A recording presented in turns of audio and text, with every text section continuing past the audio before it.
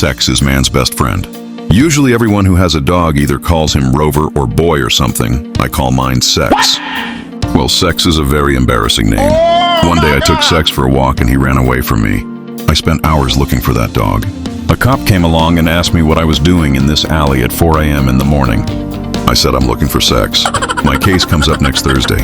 One day I went to City Hall to get a dog license for Sex. The clerk asked me what I wanted. I told him I wanted a license for Sex. He said, I would like to have one too. Then I said, but this is a dog. And he said he didn't care how she looked. Then I said, you don't understand. I've had sex since I was 2 years old. He replied, you must have been a strong boy. When I decided to get married, I told the minister that I wanted to have sex at the wedding. He told me to wait until after the wedding.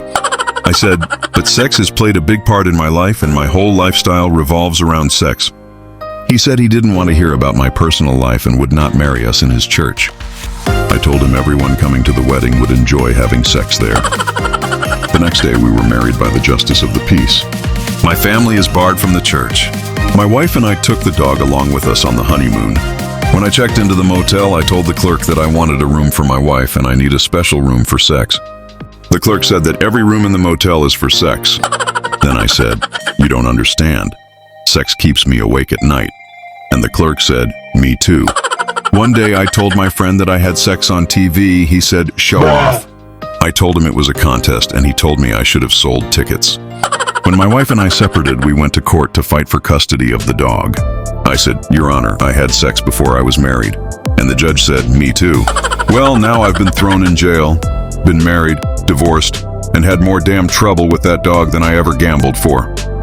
Why, just the other day, when I went for my first session with the psychiatrist, and she asked me what the problem was, I replied, hell, sex has died and left my life. It's like losing a best friend and it's so lonely.